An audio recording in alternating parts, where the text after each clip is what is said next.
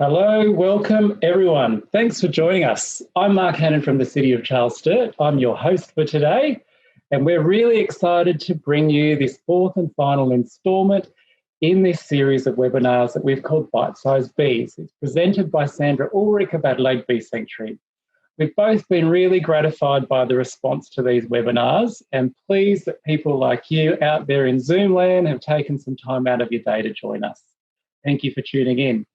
Now, Adelaide Bee Sanctuary and the City of Charles Sturt have worked in partnership over the last 5 years to bring the joy of bees to our community gardens and community centres. We've been on a bit of a crusade to shift perceptions so that bees are not feared, but instead are welcomed and revered. Our latest venture together is the creation of a see-through glass observation hive. We've started calling this the Sea Hive, and it's currently under construction at our Civic Library in Woodville, which is in South Australia. In just a few more weeks, when the Sea Hive is finished being built and it's full of bees, you'll be able to see the inner workings of a real beehive. You'll see nectar and pollen being brought in and honey being made right before your very eyes. Excuse me.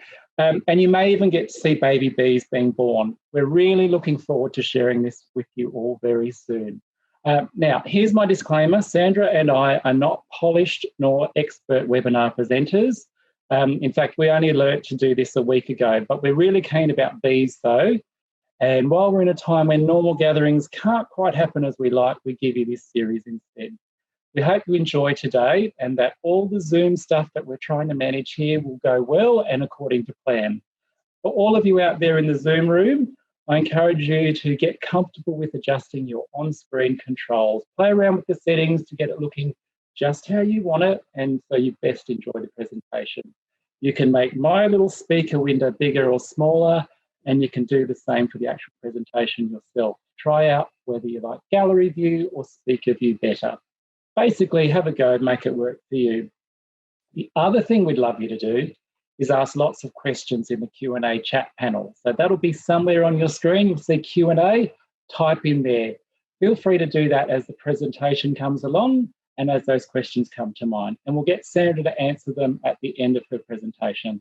I'll come back to you for that Q&A session. So today we bring you episode 4. It's the final in our webinar, and today it's all about brilliant beehives and how SA began to keep our much-loved bees. Now, it gives me great pleasure to hand over to Sandra for the final instalment of Bite-Sized Bees. Enjoy, and just give me a moment so I can get Sandra on. And hello, everybody. And welcome to the final episode of Bite-Sized Bees. Thank you so much, Mark, for your kind introduction. I've had a wonderful time, and I'm actually going to miss these episodes. So thank you again for joining me. So just to recap, for those of you who were unable to attend episode 1, 2 and 3, we explored the evolution and distribution of bees and how their sensory world, the wax production factory and their swarming capability help them make them the resilient insects that they are and the travellers that they were. We also looked at the transport of bees by ship and plane and how the bees navigated using their dance floor. So this episode will focus on a bit of honey hunting, the revolutionary design of the Langstroth Hive that changed how bees were managed and how honey was harvested, and some of the different beehives that are used in contemporary beekeeping. So, before bees were placed in a beehive, so the term beehive is a structure that's made by man or woman. Okay, when people call me and they say, I've got a beehive in my garden, I'm thinking of bees that are in a box. Bees that are a colony, you can say, I've got a colony of bees in my compost bin or a colony of bees in my chimney. But before bees were placed in beehives, honey hunting was practiced to find a colony of bees. Okay. The tree was felled to get the honey out. So this practice was actually quite disastrous for bees because it would result in the death of the entire colony.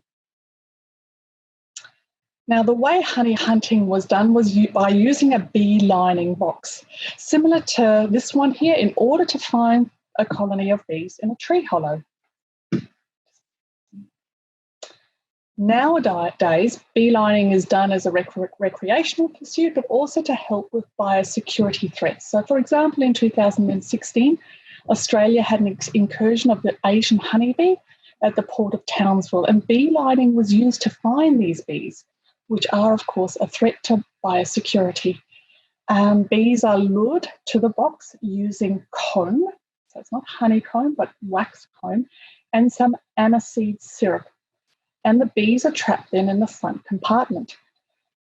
One then admits light from the back compartment by closing the front door and raising the divider, and the bees then try to escape towards the light, which is at the back of the compartment. So there is a glass panel there, and you close that front door as well. And once the bees have been moved to the back, you actually trap them in there. And then you leave them in there a little while, and you then open up the middle compartment, with both sides still being closed. The bees are in the back where the light is. They now move back to the middle, and they have themselves a really nice feast where they stuff themselves with that aniseed syrup delight. So they're still locked in. And then you open up the front compartment and let the bees out. And you repeat this capture and release sort of process to multiply your success in establishing this bee line. And then you also need to mark your bees. As they arrive, you mark them. You start recording departure and return times to measure how long they are away from your comb. And you'll also need a compass to find out which direction they're coming from.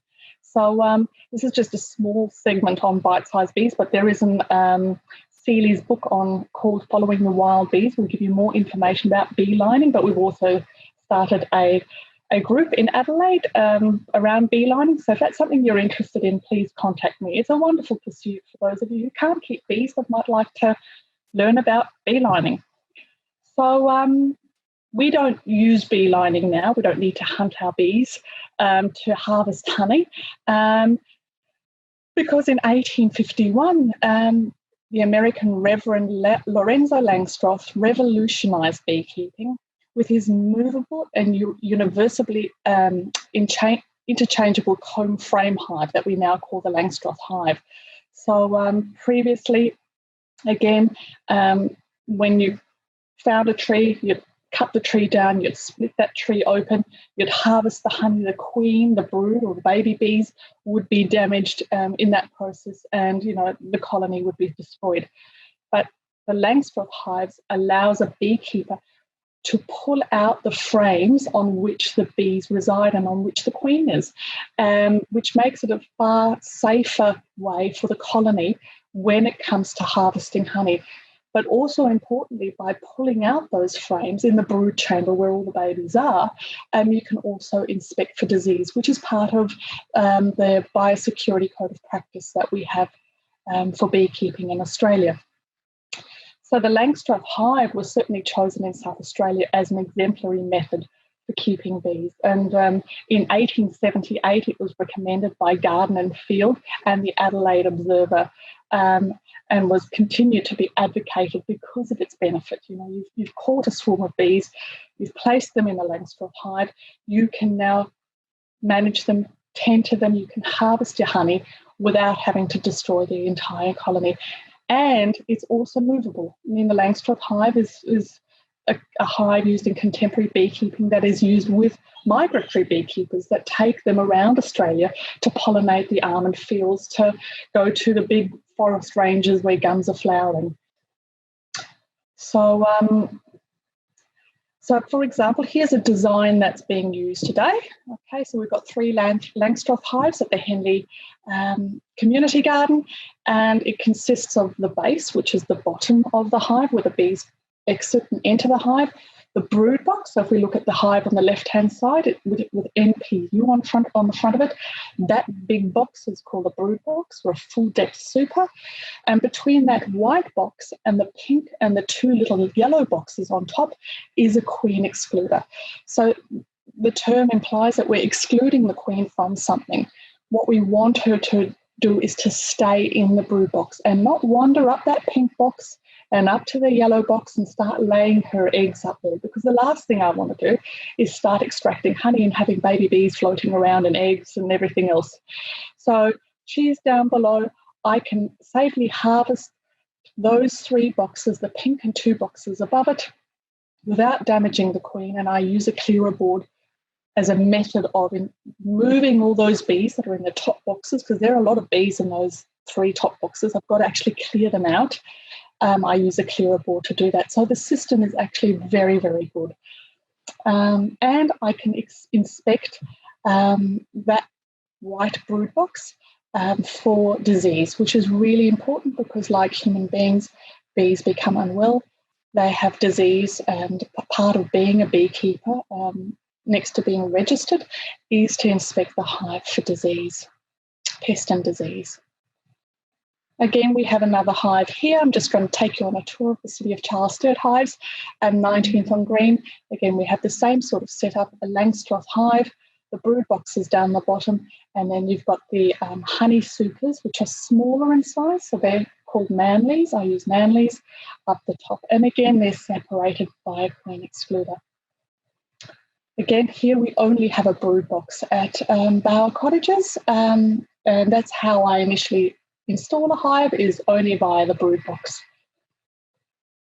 And we've got another one at Woodville West Community Garden, and as you can see, there's a water source there as well, which is vital in terms of urban beekeeping. And Semaphore Park Community Garden also has a hive.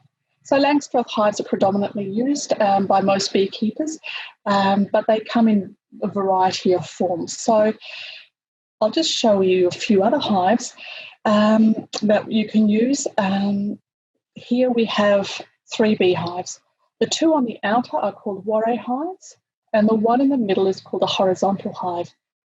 Now, both are very different from one another, and they are also considered probably more bee-centric. And the reason why is there is no queen excluder used in these hives. We still have frames, okay? So it is mandatory that we have frames to inspect the hive for disease, but these hives here do not have a queen excluder. So the queens actually have full reign over the hives.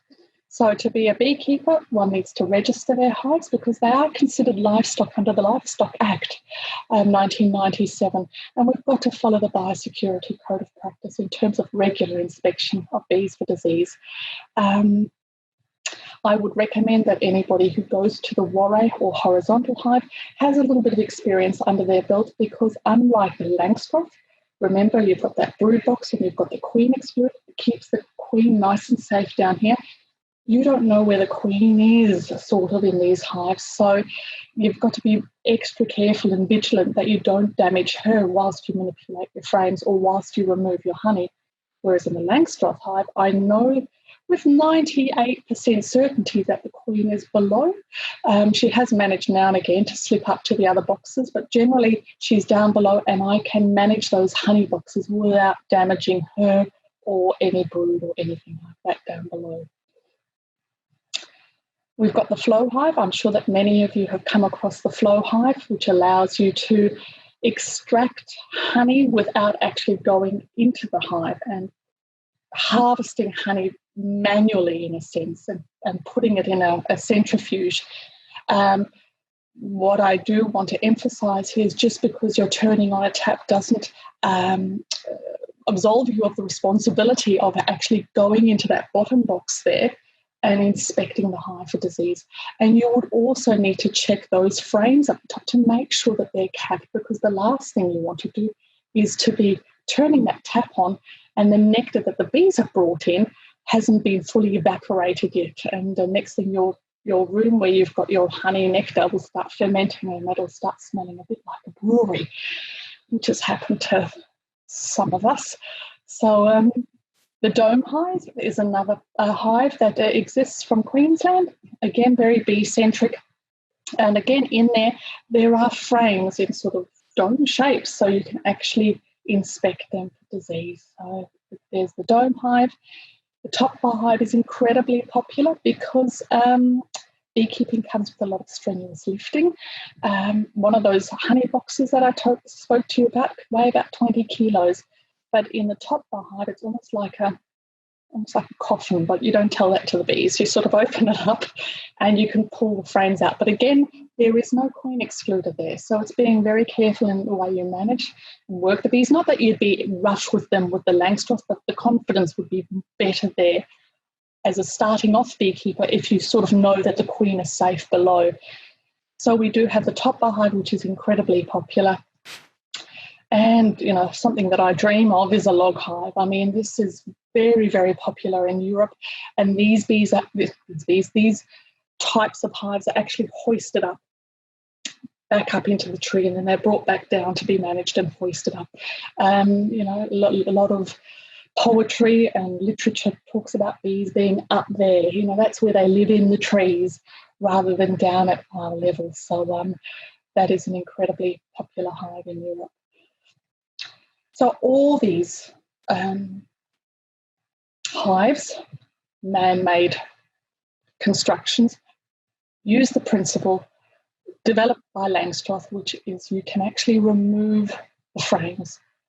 I mean, this is a frame with capped honey on there, but to remove exactly the same way to inspect for pest and disease, whether it's queen right, the laying pattern of the queen, whether you've got a drone laying worker bee, that sort of thing, and the general overall health and well-being of the colony.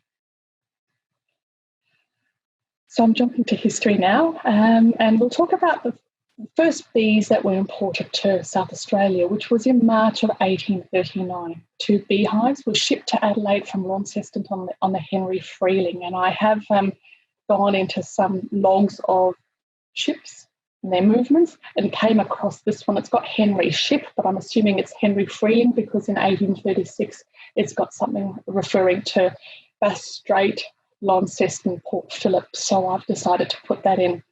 The only passengers on the schooner were Mr. Waddle and Mr. Brown, and one or two of them perhaps owned bees.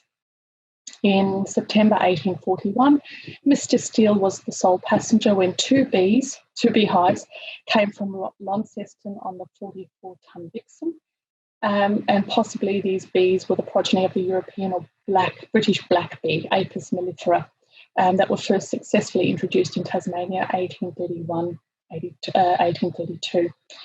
To increase the increase of bees introduced to South Australia was sporadic and slowly gained momentum, and in 1845 there were quite extensive notes on international beekeeping practices, which were published in the Adelaide Observer, and the South Australian climate was promoted as excellent for beekeeping.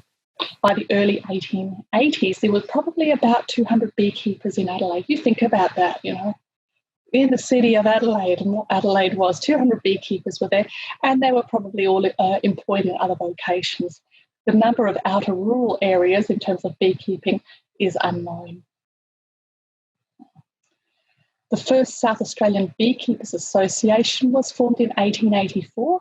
21 people attended the first meeting. The Beekeepers Society of South Australia here in Adelaide has about, I think, 160 members now. So it has grown. The first SA Beekeepers Association conference was held in the Institute building on North Terrace in 1909, and the Attorney General Samuel Mitchell presided.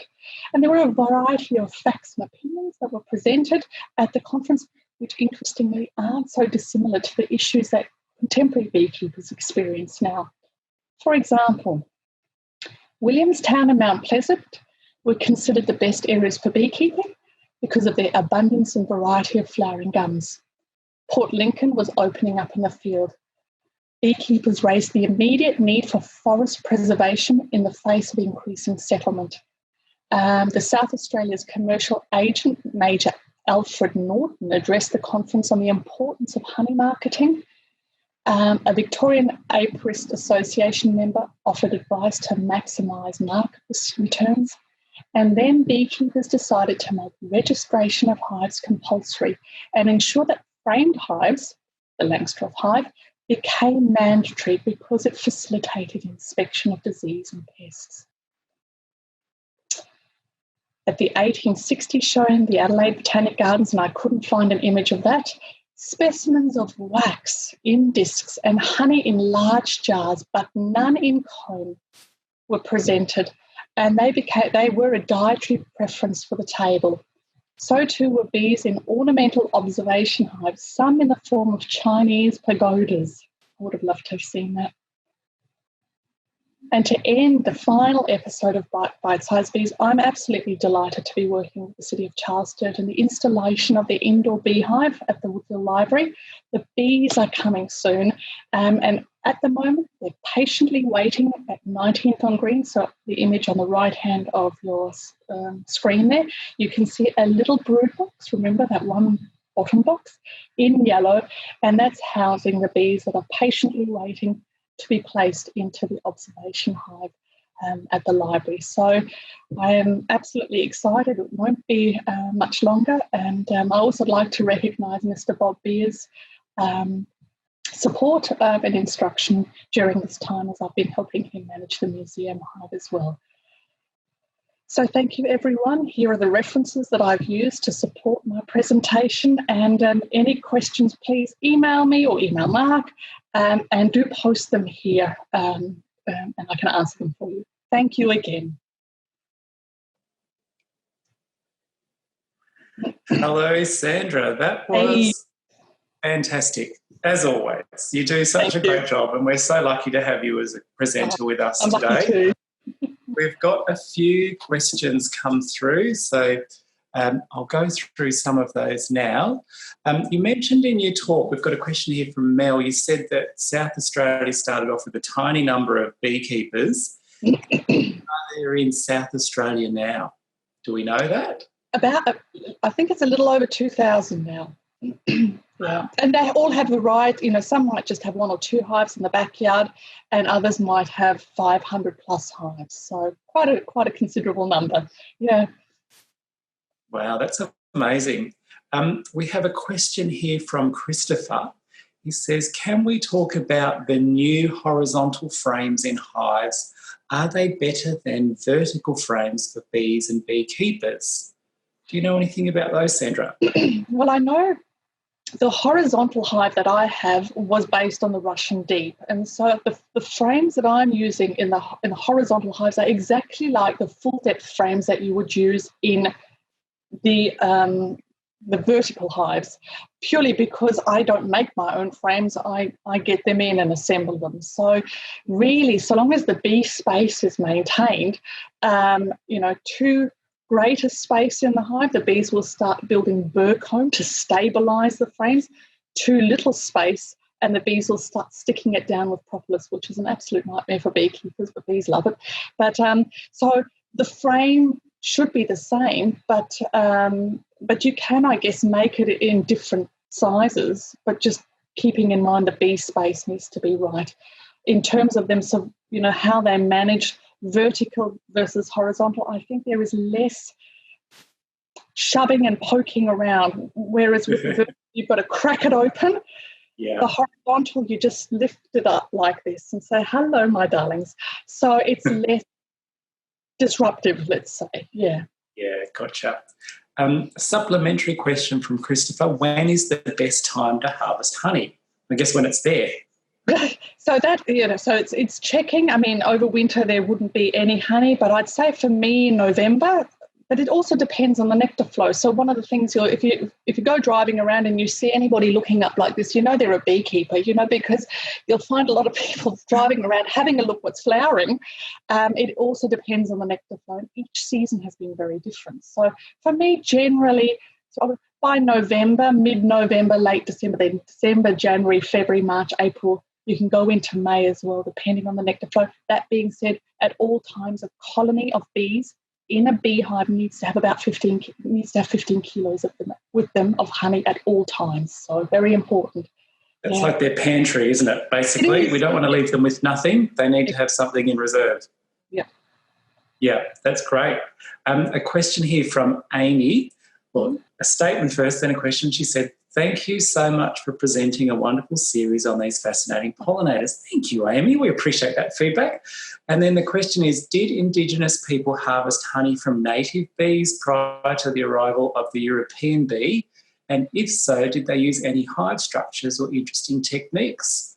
Good question. That is a very, very good question. Sandra.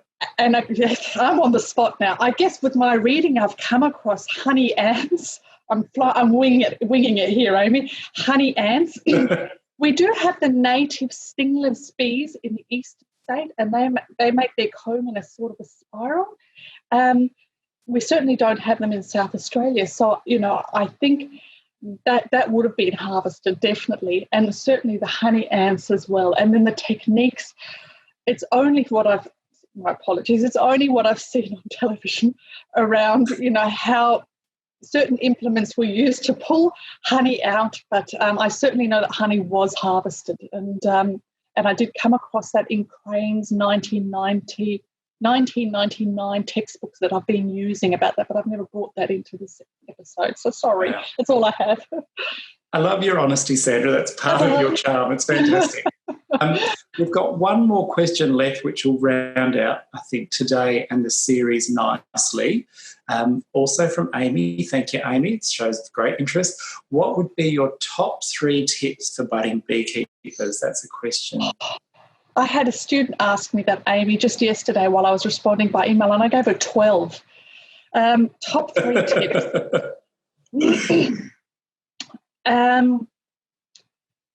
Get a mentor. Register your bees and follow the biosecurity legal requirements, and talk to your bees. I mean, that's the 3, but there are so many more. But yeah, get yourself, if you're going to get a mentor to help you through that, because the more you read, the less you know. So having someone to just bounce off, I've got so much that I've read, what do I actually go with? And the bees, every year it's different. So a mentor, register your hives, join a beekeeping society, and talk to your bees. I mean, that's what it's all about. They are teaching you, which is the best part about it. So, which I remember you telling me, bees are one of those creatures that they think can recognise faces. So the more time you spend with your bees, the more comfortable they are with having you around. Is that fair? Yeah, very much so, yeah. In terms of a mindfulness thing, I can attest to much better than a fish tank. No offence to fish and fish lovers, but yeah, watching a beehive and bees fly in and out is mesmerising. It's wonderful. Well, I think that wraps us up for today. Thank you to everyone for tuning in, not only for today, and those of you that have joined us for the entire series. We really appreciate it. We have been recording these, so we will, once we do a little bit of spit and polish and some editing on them, we will put them on our website, and they will be available for later viewing, because I know there's been a lot of questions about that. Hopefully you've enjoyed it. If you have, please let us know. Write to the library or to council@charlessturt.sa.gov.au. We're really interested in your feedback, and we really appreciate your interest. And we've got one last comment here, which is lovely, from Mel. Thank you to you both. The webinars have been fantastic. Thank you, Mel. That's a lovely note to end on. We appreciate it. And thanks for joining us. And we hope we will see you in real life eventually. Thanks for being here. And then please do drop into the Woodville Civic Library to see the observation hive in a few weeks. You'll see it all in action. Thanks a lot, everyone. Cheers. Bye.